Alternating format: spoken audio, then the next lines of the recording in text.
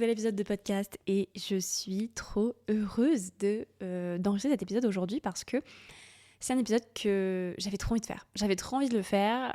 C'est un pour ou contre. Donc c'est mon premier épisode pour ou contre que j'adore écouter. En fait, c'est un format que vraiment j'aime beaucoup écouter chez les autres. Et pour te rappeler un petit peu le principe, c'est que en fait tu me partages des avis, tu me partages des pratiques, des conseils, une façon de faire, des expressions, enfin bref, peu importe, sur le business de manière générale, sur l'entrepreneuriat.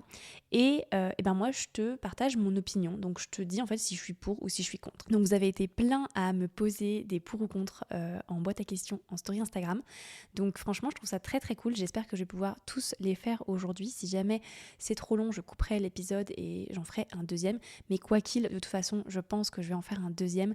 Donc si jamais vous voulez en fait me poser vos pour ou contre, vous voulez que je vous partage mon avis et que je puisse aussi potentiellement vous donner des pistes de réflexion, eh bien guettez bien mes stories sur Instagram et abonnez-vous si c'est pas encore fait. Comme ça, vous pourrez me poser directement vos questions. Je tiens à préciser que mon avis n'engage que moi, que je ne détiens pas la vérité. Ce que je vais vous partager dans cet épisode, c'est vraiment mon avis. Donc ça n'engage que moi et vous êtes complètement libre de penser l'inverse. Voilà, l'objectif, c'est surtout que je puisse vous donner mon avis, un œil extérieur, un avis extérieur, mais encore une fois, vous prenez ce que vous avez à prendre. C'est juste pour vous donner un petit peu de perspective et peut-être qu'il y a des choses que je vais vous partager dont vous n'aurez peut-être pas encore eu cette version-là ou cet avis-là.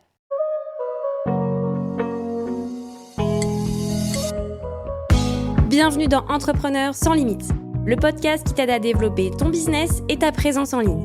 Moi, c'est Justine, ancienne juriste devenue consultante et formatrice business pour les entrepreneurs indépendants. Chaque semaine, on se retrouve ici, autour d'un thé matcha, pour parler marketing digital, vente, mais aussi entrepreneuriat sans filtre, en solo ou avec mes invités. Je t'embarque dans les coulisses de mon entreprise et je te partage mes meilleures recettes pour lancer et développer ton activité en ligne, bâtir une communauté fidèle qui perçoit ta vraie valeur ajoutée et attirer les clients que tu mérites vraiment. Ici, c'est ta Success Place. Alors installe-toi confortablement pour l'épisode du jour. Sans plus attendre, on démarre ce premier épisode pour ou contre. Pour ou contre, être authentique, vulnérable sur les réseaux, montrer ses échecs, ses doutes. Je vais plutôt être pour sur ce type de format, pour être authentique, pour être vulnérable sur les réseaux, montrer ses échecs, etc. Je trouve que déjà c'est faire preuve d'un grand courage, justement de ne pas montrer que les victoires, de ne pas montrer que les success stories. Mais au-delà de ça, je trouve que c'est plus engageant en fait. C'est-à-dire que moi je préfère en tant que consommatrice aussi, avoir en fait une forme de transparence avec les entrepreneurs que je suis, les créateurs de contenu que je suis. Je trouve que ça crée quelque chose de plus émotionnel, ça crée une connexion émotionnelle qui est complètement différente. Et donc je trouve que ça permet vraiment de remettre l'humain au centre de tout ça. Parce que on peut vite être tenté aussi de suivre des gens sur les réseaux qui partagent que des belles choses, qui partagent que la belle vie. Sauf qu'en réalité, c'est pas le cas parce que n'importe qui n'a pas la vie parfaite. Et donc, moi, je trouve que partager, en réalité, ces périodes de doute, ces merdouilles, ces moments où, non, ça va pas. Je trouve que voilà, ça permet vraiment de se rapprocher de son audience et de sortir des contenus lisses, des contenus que tout le monde fait déjà, des conseils que tout le monde donne 70 milliards de fois. Donc voilà, je trouve que ça rapporte une forme d'authenticité et quelque chose d'un peu plus unique à la façon dont on communique. Mais parce qu'il y a un mais, et vous verrez que dans cet épisode, mes avis ne sont pas toujours très tranchés. Encore une fois, en fait, être authentique, ça veut pas dire que vous devez montrer toute votre life. Moi, en tout cas, c'est pas comme ça que je le vois. Et sur les réseaux, je montre pas toute ma vie, quoi. Il y a des choses que je garde pour moi. Et est-ce que ça enlève le fait que je sois authentique ? Je ne pense pas. Je ne pense pas. C'est juste que, j'essaie d'être transparente sur les sujets où j'ai envie de vous partager les choses. Mais il y a aussi parfois une part de, non, ça, j'ai envie de le garder pour moi. Ça peut être de la vie privée ou ça peut être aussi parce que potentiellement, on n'est pas encore prêt. Parfois, il y a des sujets qui sont trop à vif, il y a des choses qui nous remuent un peu trop et qui fait qu'on ne peut pas encore forcément le partager. Donc voilà, c'est un petit peu, on va dire, la nuance que je peux apporter, mais globalement, oui, je vous recommande d'être plutôt authentique parce que je pense que ça apporte vraiment plus d'engagement. Puis je trouve que c'est autour de tout ça qu'on crée une véritable communauté. Pour ou contre les messages de prospection un peu culpabilisants pour le prospect. Évidemment, moi je suis plutôt contre ça, je vous avoue, parce que bon, la prospection en soi, je suis pas forcément contre parce que je trouve que voilà, il y a du bon et il y a une prospection qui peut être très bien faite. Moi, on m'a déjà prospecté de façon très clean, je dirais, avec respect, avec considération, et honnêtement, j'ai pas été vexée et voilà. Et en fait, juste, si j'en ai besoin, oui, pourquoi pas, on peut en discuter. Si j'en ai pas besoin, ou non, je vais pas te dire oui pour te faire plaisir, mais en soi, je suis pas contre la prospection. Maintenant, c'est vrai qu'il y a la façon de le faire. Et typiquement, la prospection qui est en mode culpabilisation, en mode hello, regarde, tout ce que tu fais, c'est un peu de la merde, et moi, regarde, je détiens tout, je peux te faire passer de ça à ça, voilà, en gros, je suis ton sauveur. Je suis pas forcément hyper fan, de même que je suis pas très fan non plus de vous savez, des messages, des emails qui vont être un peu trop culpabilisateurs, en mode si tu achètes pas mon programme, en gros t'atteindras jamais ta vie de rêve, si t'achètes pas ci, si t'achètes pas ça, ça veut dire qu'en gros t'es pas un vrai entrepreneur, etc. Et ça, malheureusement, j'en ai vu. Je pense qu'il y a des personnes qui se sont un petit peu perdues là-dedans, et probablement qu'il y en a certains qui ont aussi réajusté, mais voilà, ça c'est vraiment pas quelque chose auquel je suis sensible. Moi, ça a plutôt tendance à me rebuter en fait, clairement.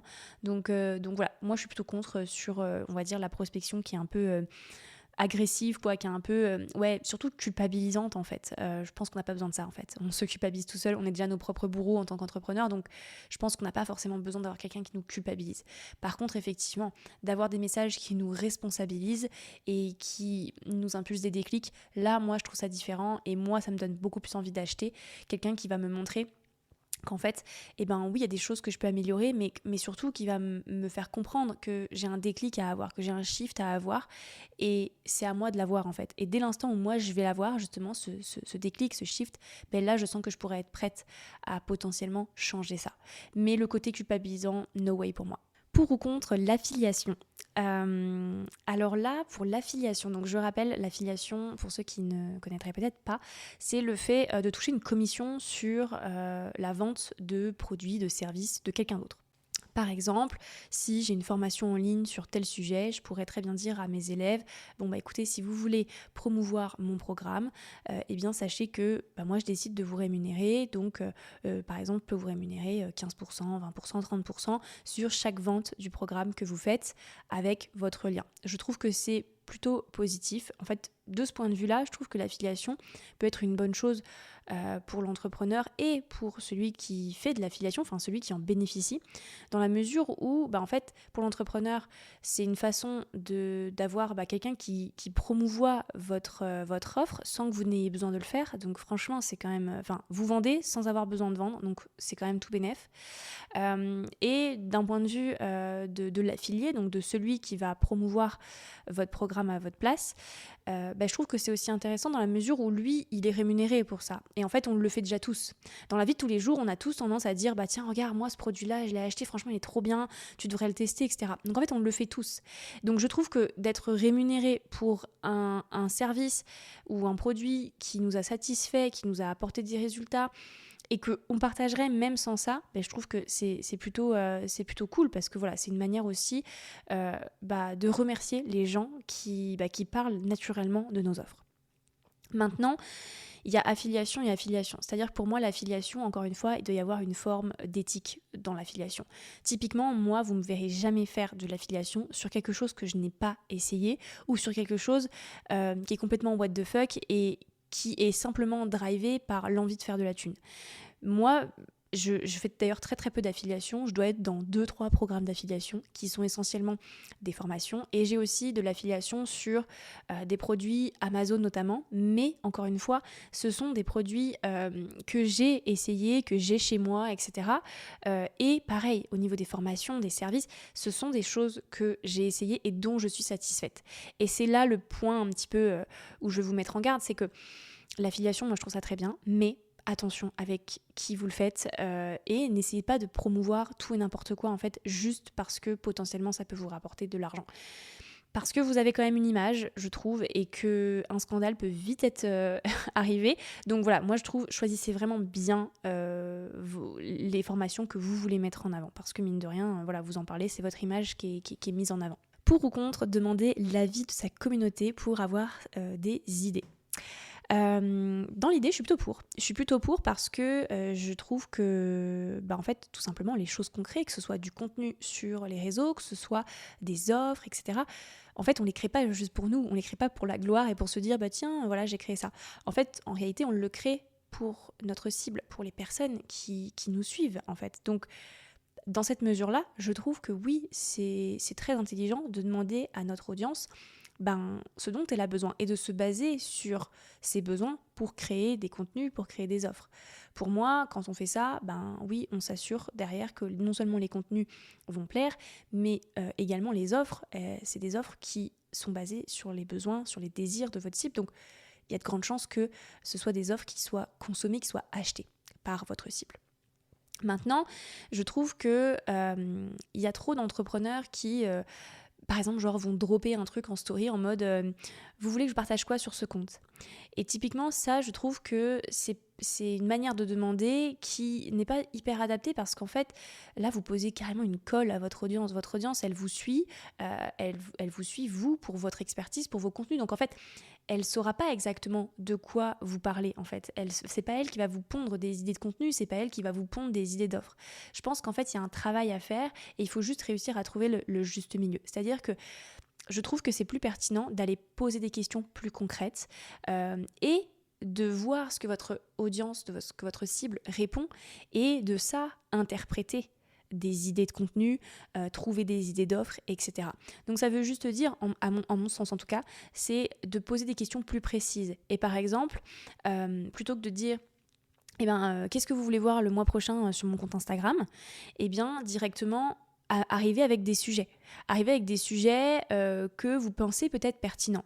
Et la laisser peut-être voter sur l'un des sujets qui l'intéresse. Et puis pourquoi pas après, en MP ou ce genre de choses, aller discuter de façon un peu plus approfondie avec elle pour comprendre pourquoi est-ce qu'elle a voté ça, qu'est-ce qui la dérange, qu'est-ce qui est un petit peu ses défis du moment, etc.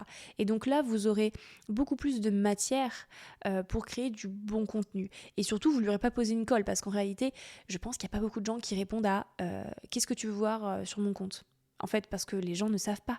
Les gens ne savent pas, enfin je veux dire, c'est trop large. Et probablement qu'on leur a déjà posé tellement de fois la question qu'ils en ont absolument aucune idée. Par contre, si vous leur mettez déjà un petit peu l'eau à la bouche en leur disant tiens, là il y a ce sujet-là, est-ce que ça te parle ? Est-ce que tu te sens appelé par ce type de sujet ? Déjà, ça lui donne une indication et elle sera peut-être plus dans une mesure de te répondre. Et après, évidemment, tu peux creuser la discussion avec chaque personne qui a répondu parce que tu vois tout de suite si ça plaît ou pas et surtout, tu as beaucoup plus après de substance en fait pour créer tes contenus ou pour créer tes offres.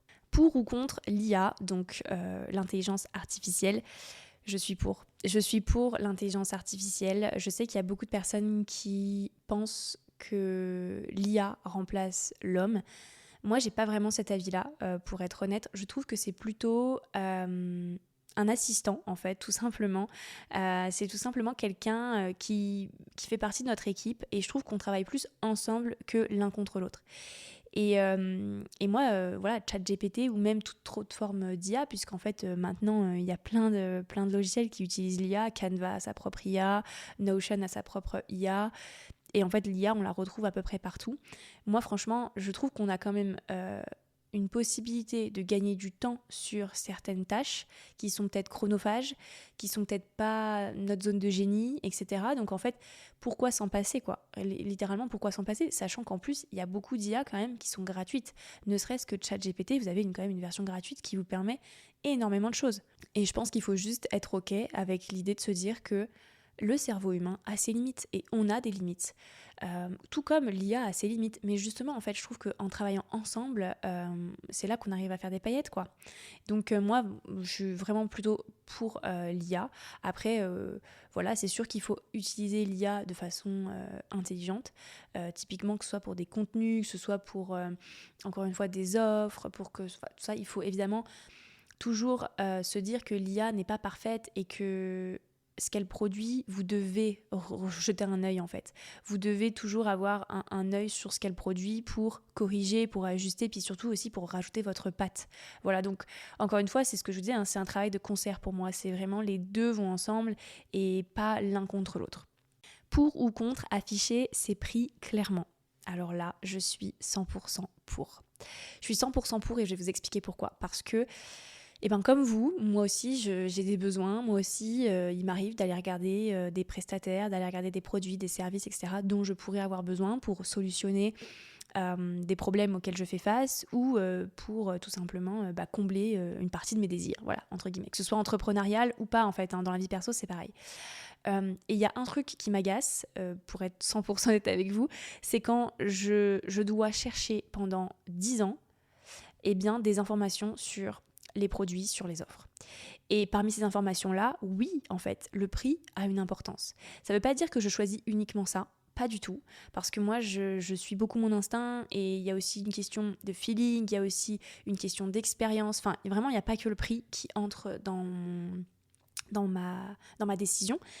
Par contre, si j'ai pas le prix, en fait, bah oui, j'ai un élément quand même en moins pour prendre ma décision. Et en fait, ça me gave vraiment d'aller chercher, de fouiller de fond en comble pour trouver ne serait-ce qu'une indication de prix, même si c'est une fourchette ou quoi. Bah en fait, voilà, moi je trouve que ça me saoule et le pire c'est quand on doit nécessairement passer un appel avec un membre de l'équipe ou je sais pas quoi pour avoir le prix en fait, parce que si vous avez une bonne page de vente, j'ai techniquement pas forcément besoin d'appeler un gars au téléphone ou une meuf au téléphone pour avoir les infos sur votre offre.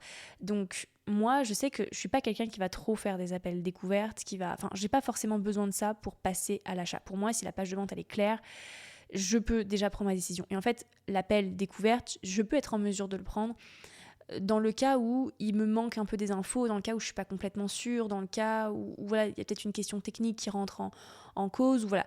Mais généralement, j'ai pas forcément besoin d'un appel pour prendre une décision.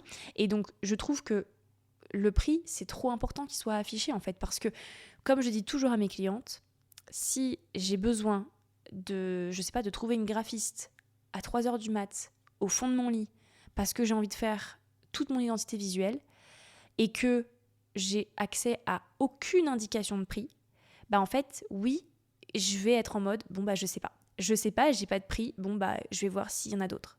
C'est ça qui va réellement se passer. Alors attention, j'ai bien conscience que typiquement dans le cas d'une graphiste ou dans le cas d'autres prestataires de services, oui, on ne peut pas indiquer directement un prix puisqu'en fait ça dépend énormément de la prestation, du travail qu'il y a à faire, etc. Mais par contre, ça ne veut pas forcément dire noter un prix fixe, mais ça veut juste dire déjà donner une indication, donner une fourchette, donner un à partir de. Rien que ça, moi, ça me suffit. Mais en fait, quand il n'y a aucun prix et que tout est caché, moi j'ai la sensation que vous me cachez quelque chose. J'ai la sensation que comme s'il y avait une entourloupe, comme si je devais passer un appel avec quelqu'un pour que la personne me retourne le crâne et me fasse acheter un produit ou un service, alors qu'en fait j'ai vraiment pas besoin de ça. Donc moi je suis vraiment 100% pour afficher ces prix. Je trouve que vous allez gagner du temps, vous allez gagner aussi en confiance, parce que quand on affiche ses prix, c'est qu'on est confiant de ses prix, c'est qu'on ne doute pas de ses prix, c'est qu'on n'a pas besoin de faire nécessairement des appels pour convaincre les gens, etc. Et voilà, ça fait gagner énormément de temps et en fait, vos clients vous remercient. Donc moi, je suis 100% pour. Pour ou contre reprendre un concept de quelqu'un? Eh bien écoutez, étonnamment, je vais vous dire pour. Évidemment, dans une certaine mesure, mais en fait, vous le savez, hein, mon opinion là-dessus, je l'ai déjà partagée maintes et maintes fois. Je pense que personne n'invente rien. Aujourd'hui, je pense que personne n'invente réellement beaucoup de choses. En fait, juste, on s'imprègne de ce qu'on voit quotidiennement et les réseaux sociaux vont aussi dans ce sens-là. En fait, on voit énormément de contenu chaque jour, on écoute des podcasts, on regarde des vidéos YouTube, etc. Donc en fait, on est nécessairement influencé par tout ce qu'on voit, par tout ce qu'on écoute, par tout ce qu'on lit, etc. Donc en fait, nos idées, elles sont rarement, je pense, vides de toute influence. Donc dans cette idée-là, je pense qu'on peut difficilement dire qu'on n'a jamais repris un concept de quelqu'un et que toutes nos idées sont absolument des idées qui sont complètement sorties de notre chapeau et que ça n'a absolument jamais été influencé par qui que ce soit ou par quoi que ce soit. Je pense que c'est faux, hein, voilà, qu'on se le dise. Donc dans cette mesure-là, je trouve que c'est hypocrite de dire qu'on ne peut pas réutiliser des concepts de quelqu'un. Maintenant, il y a réutiliser puis il y a plagier. C'est deux choses complètement différentes. On peut réutiliser un concept de quelqu'un, se l'approprier à sa sauce. On peut aussi mentionner la personne qui nous a inspiré. Je trouve que ça, c'est vraiment... moi, ça me fait toujours plaisir. Et je me dis, tiens, la personne, elle a emprunté mon idée de contenu, en tout cas, et elle m'a mentionné. Voilà, ça me fait plaisir. Ça montre que, elle cite ses sources, elle cite un peu son travail. Et je trouve que c'est aussi un peu... mentionner la personne qui a eu l'idée en premier, entre guillemets, en tout cas de qui on s'est inspiré. Je trouve que c'est très honorable de faire ça. Mais après, au-delà de ça, c'est même aussi éviter de pomper littéralement ce que font les autres, en fait. Et on l'a déjà vu, hein, il y a eu des scandales, notamment dans l'année 2024, on a eu un peu des scandales de gens qui ont complètement plagié du contenu. Et ça, non seulement c'est pas bon pour votre réputation, parce qu'évidemment, tout ça, ça finit toujours par se savoir, mais au-delà de ça, juridiquement, en fait, c'est grave de faire ça. Évidemment, il y a rien aujourd'hui qui protège fondamentalement un post Instagram que vous publiez sur Insta. Mais voilà, de manière générale, je vous déconseille en fait de faire du copier-coller, de réutiliser vraiment mot pour mot ce que la personne a pu dire. Et puis en fait, sincèrement, ça vous servira à rien. Sincèrement, ça vous servira à rien parce que ça vous apporte rien de bien, en fait. Ça vous apporte rien de bien et au contraire, en fait, ça vous dessert. Donc, s'il y a un concept qui vous plaît, si vous trouvez qu'il y a une idée qui est bonne, oui, évidemment, déjà, vous pouvez éventuellement demander à la personne si vous pouvez le réutiliser. Moi, c'est ce que je fais personnellement. Vous pouvez aussi la mentionner si vous en avez envie. Et surtout, ce que je vous recommande de faire, c'est de reprendre ce concept, mais mettez-le à votre sauce. Arrangez-le. Rendez-le même plus spicy, ça vous distinguera justement de tous ceux qui vont exactement faire la même chose, puis surtout ça vous permettra de partager du contenu qui est un peu différent, quoi. Pour ou contre suivre les tendances, c'est un petit peu en lien avec ce que je disais juste avant, donc avec le pour ou contre précédent. Suivre les tendances, moi je trouve que ça peut être effectivement un atout stratégique. Mais encore une fois, je pense par contre que si toute notre stratégie est basée uniquement sur les tendances, pour moi c'est bancal. Pourquoi ? Parce que par définition, une tendance, ça va et ça vient.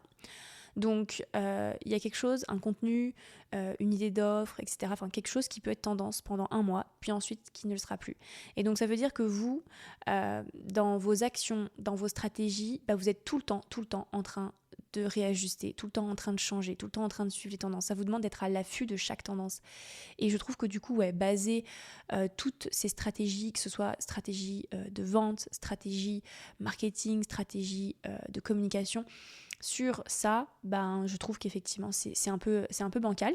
Maintenant, si quand même la majorité de vos stratégies sont quand même basées sur des fondamentaux, sur vraiment des choses qui sont réfléchies, donc sur votre cible, sur votre pourquoi, sur votre vision, sur aussi la personne que vous êtes, vos valeurs, votre histoire, votre intuition, tout ça, si la majorité de vos stratégies sont basées là-dessus et que de temps en temps vous y ajoutez effectivement le fait de suivre quelques tendances et de vous les approprier à votre façon, et qui sont évidemment logiques avec votre message, avec votre marque personnelle, qui ne sont pas en fait complètement contradictoires, eh bien oui, en fait, là, ça peut être intéressant parce que oui, ça peut vous offrir une visibilité supplémentaire potentiellement, et voilà, ça vous permet quand même aussi de faire partie d'une tendance, donc de faire partie d'un groupe. Voilà, mais je pense que ça doit être un petit peu, vous voyez, le sucre vanillé qu'on rajoute sur notre tarte aux pommes, quoi. Vous voyez, ça doit pas être genre toute votre tarte est basée sur ça. Je sais pas si c'est le meilleur exemple que je peux donner. Je sais pas pourquoi j'ai parlé de sucre vanillé et de tarte aux pommes, mais écoutez, j'espère que vous voyez à peu près de quoi je veux parler. Pour ou contre les événements et formations uniquement pour les entrepreneurs. Je suis plutôt pour et en réalité c'est parce que quand on est entrepreneur, ben oui, on a un certain style de vie et on a fait des choix de vie qui sont par définition un petit peu contradictoires à ce que la plupart des gens font. Donc je peux comprendre en fait qu'il y ait vraiment des événements, des choses qui soient faites pour les entrepreneurs, et en réalité je trouve que c'est pas une mauvaise chose parce qu'au contraire justement on se rassemble entre pairs et c'est ce que les gens aiment bien faire en fait, se rassembler entre pairs pour pouvoir se partager leurs avis, leurs retours d'expérience, etc. Et puis même au-delà de ça, d'un point de vue stratégique, il est évident que parler à tout le monde, c'est parler à n'importe qui. Donc, si vous faites un événement ou même ne serait-ce qu'une formation en ligne qui est à destination de tout le monde, en fait, par définition, votre formation en ligne, on ne sait même pas de quoi elle va parler. Parce que si vous parlez autant aux entrepreneurs que à toutes les autres personnes sur cette terre, en fait, c'est quoi qui les rassemble ? Donc, en réalité, je trouve que c'est plutôt intéressant, justement, d'être quand même niché un petit peu, sans dire ultra niché, mais quand même d'être un petit peu niché sur à quelle catégorie de personnes est-ce que vous parlez forcément. Donc oui, moi je suis plutôt pour qu'il y ait des événements ou des formations qui soient justement à destination des entrepreneurs. Maintenant, évidemment, sur des sujets qui concernent un peu plus tout le monde, par exemple le bien-être, par exemple le développement personnel, par exemple ça peut être aussi même l'organisation, ce genre de choses-là, on peut potentiellement toucher à la fois des entrepreneurs et des non-entrepreneurs.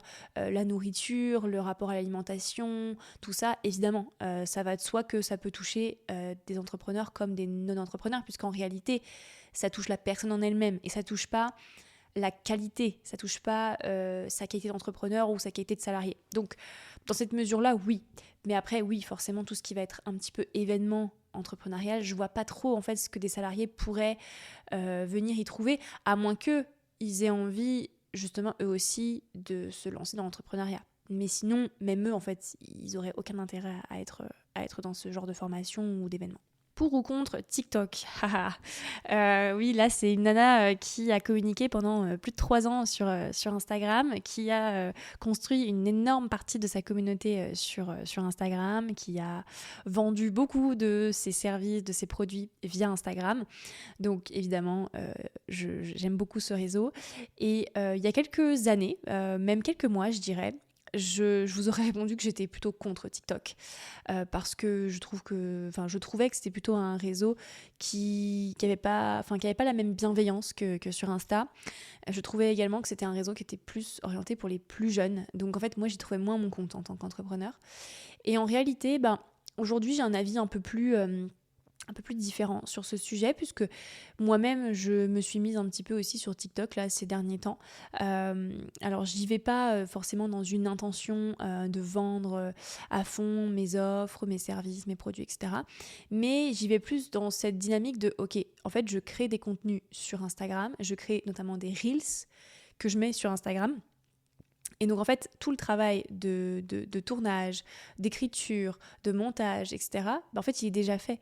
Et je me dis, plutôt que de le publier à un seul endroit, autant que je le publie, par exemple, sur TikTok, qui aussi a quelque part une forme aussi de visibilité, puisque l'algorithme de TikTok, il est complètement différent de celui d'Instagram, en tout cas, notamment en termes de visibilité. Donc aujourd'hui, je vais plus avoir tendance à avoir un avis un peu plus mitigé. Donc oui, j'utilise un peu plus TikTok.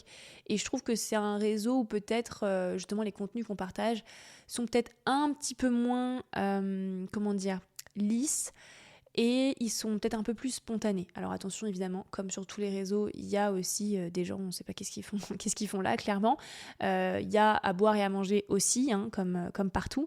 Mais je trouve que c'est plus facile en fait de créer des contenus en mode tiens, je prends mon téléphone, je raconte un truc, je publie. Et il y a un peu moins cet aspect je trouve, où on doit travailler tout ce qu'on dit, où on doit absolument travailler la bonne couverture, on doit bien travailler notre feed, notre légende doit être super bien travaillée. Enfin, je trouve qu'il y a un peu plus un côté spontané à TikTok. Donc, je suis plutôt pour. Pour ou contre les matchas ? Écoutez, vous connaissez la réponse. Je pense que j'ai même pas besoin de m'exprimer sur ce sujet. Évidemment, je suis pour. Et je suis pas pour parce que tout le monde en boit et que c'est à la mode. Je suis pour parce que profondément déjà, j'aime ça. Et il y a aussi plein de bienfaits pour la santé. Mais j'en profite justement pour vous dire que c'est pas parce que tout le monde boit du matcha que vous devez boire du matcha. Je vois des fois des gens qui se forcent à boire du matcha parce que c'est tendance, mais en fait qui n'aiment pas ça. En fait, n'essayez pas forcément de rentrer dans une case. Si vous n'aimez pas ça, vous n'aimez pas ça, point barre. Vous avez le droit d'aimer tellement d'autres choses. Si vous adorez les cappuccinos, écoutez, ma foi, c'est vous quoi, c'est comme ça, c'est votre avis, c'est vos goûts. Donc c'est juste un petit message pour vous dire ça, c'est pas parce que tout le monde boit du matcha que en fait vous n'êtes pas normal à pas boire de matcha. Voilà, c'est simplement ce que je veux rappeler, et que non, vous ne passez pas à côté d'un truc waouh, maxi incroyable dans votre vie. Oui, c'est bon. Oui, il y a des bienfaits sur la santé, mais en fait, si vous n'aimez pas ça, vous n'aimez pas ça, point barre. Je tiens à le rappeler parce que voilà, je sais que je vois beaucoup de contenu comme ça et je me dis waouh, mais pourquoi se forcer quoi. Moi par exemple, je déteste le café. Vous ne me verrez pas me forcer à boire du café tous les jours jusqu'à temps que j'aime ça en fait. Enfin, ça n'a absolument aucun sens. Maintenant, si un jour je décide de goûter le café, c'est parce que j'aurais envie de goûter. Peut-être que j'aimerais ça au fur et à mesure, mais en tout cas aujourd'hui, vraiment, je vais pas me forcer pour quelque chose que j'aime pas. Donc voilà. Très important de faire ce petit disclaimer. Et ensuite, oui, au niveau des bienfaits, j'en bois parce que, bon, comme je vous l'ai dit, j'aime ça. Mais au-delà de ça, effectivement, ça a pas mal de bienfaits. Et là, surtout en tant qu'entrepreneur, moi personnellement ça m'aide vraiment à me concentrer. C'est vraiment, voilà, c'est du thé, mais c'est du thé qui a vraiment des bienfaits positifs sur votre santé. Évidemment, comme tout, il faut pas, je pense, en boire à outrance non plus. Mais voilà, en tout cas, moi je sais que c'est quelque chose qui m'aide à me concentrer. J'ai remarqué que j'avais une meilleure concentration. Donc voilà, puis que ça m'aidait aussi à m'apaiser un peu plus. Je sais que ça a plein d'autres bienfaits sur le cycle féminin, sur les maladies cardiovasculaires, sur plein de choses. Voilà, je suis pas experte sur le sujet, mais si jamais ça vous intéresse, écoutez, je pense que vous pourrez largement trouver tout ça sur internet. Mais voilà pour ce pour ou contre. Et c'est le dernier pour ou contre. Pour ou contre, une deuxième édition de l'immersion CEO 1%. Pour ceux qui ont un petit peu suivi sur Insta, sur YouTube, même sur le podcast, j'en ai un petit peu parlé, j'ai organisé mon premier événement en présentiel avec une dizaine de femmes entrepreneurs dans une villa incroyable. Et donc c'était vraiment une immersion entrepreneuriale où il y avait une notion évidemment de développement de son entreprise, mais aussi de développement de soi, le fait de se déconnecter de notre quotidien à 100 à l'heure, de se retrouver dans une maison avec que des entrepreneurs inspirants, avec qui on peut partager nos défis, nos galères, nos victoires, nos questionnements, etc. Et voilà, moi je suis 100% pour ce type d'expérience parce que, je précise, pour moi c'est vraiment une expérience. C'est autre chose qu'une formation, c'est autre chose que de suivre même des coachings individuels. Pour moi c'est vraiment une expérience. Et je trouve que c'est assez transformateur. Donc voilà, moi je l'ai vécu en tant que participante quand je suis partie à la Maison du Kiff en avril 2024. Mais je l'ai aussi du coup vécu en tant qu'organisatrice et surtout j'ai vu le cerveau collectif, j'ai trouvé ça absolument incroyable. Donc en fait, pour toutes ces raisons-là, oui, je suis pour une deuxième immersion CEO 1%. Et pour tout vous dire, je suis déjà en train de préparer des prochaines immersions. Pour l'instant, je n'ai pas encore de date précise à communiquer. Ce sera de toute façon en 2025. Donc voilà, j'ai pas encore de date précise à communiquer, ni de lieu, ni quoi que ce soit. Mais oui, c'est certain que je vais réorganiser, je pense, ce type d'événement parce que j'ai trouvé ça juste incroyable, quoi. Et en fait, j'ai commencé un petit peu à poser des questions en story, ne serait-ce que si ça chauffait les gens d'avoir une immersion, par exemple, l'année prochaine, en décembre 2025. Et c'est fou comme il y a une quinzaine de personnes qui étaient déjà ultra emballées, alors que je parle, là au moment où j'enregistre cet épisode, c'est dans un an en fait, c'est dans un an que je parlais de cette immersion-là.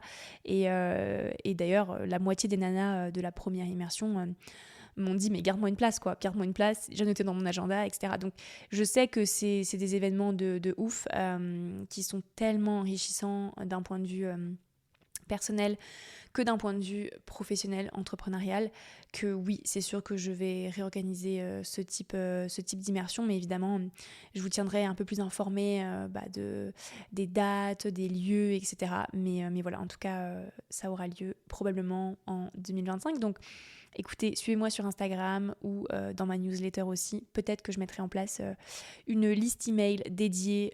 Voilà, je verrai ce que je fais. Mais voilà, en tout cas, oui, je pense que je réorganiserai ce type d'immersion. C'est tout pour ce premier épisode pour ou contre. J'ai l'impression qu'il a duré 1000 ans et en même temps, c'est passé assez vite. En tout cas, j'ai trop kiffé l'enregistrer. Donc écoutez, j'ai hâte d'avoir un petit peu vos retours sur cet épisode. J'espère que je vous aurai éclairé, que je vous aurai donné un peu de perspective sur tous ces sujets-là. Et écoutez, je pense que je referai probablement une deuxième édition de pour ou contre. Et encore une fois, je partagerai ça sur Instagram. Donc guettez bien mes stories. Si jamais vous avez aimé ce format, et bien voilà, je vous en reparlerai sur Insta et je vous demanderai quels sont vos pour ou contre pour vous faire un deuxième épisode. Merci de m'avoir écouté jusqu'à la fin et moi je vous dis à la semaine prochaine. Merci d'avoir écouté cet épisode jusqu'au bout. Si tu l'as apprécié autant que moi, n'hésite pas à lui donner un petit coup de pouce en lui attribuant 5 étoiles sur ton application d'écoute préférée. Et si tu veux vraiment me faire plaisir, laisse-moi un petit commentaire ou partage cet épisode si tu penses qu'il pourrait aider quelqu'un. Merci, c'est grâce à toi que le podcast pourra impacter encore plus de monde.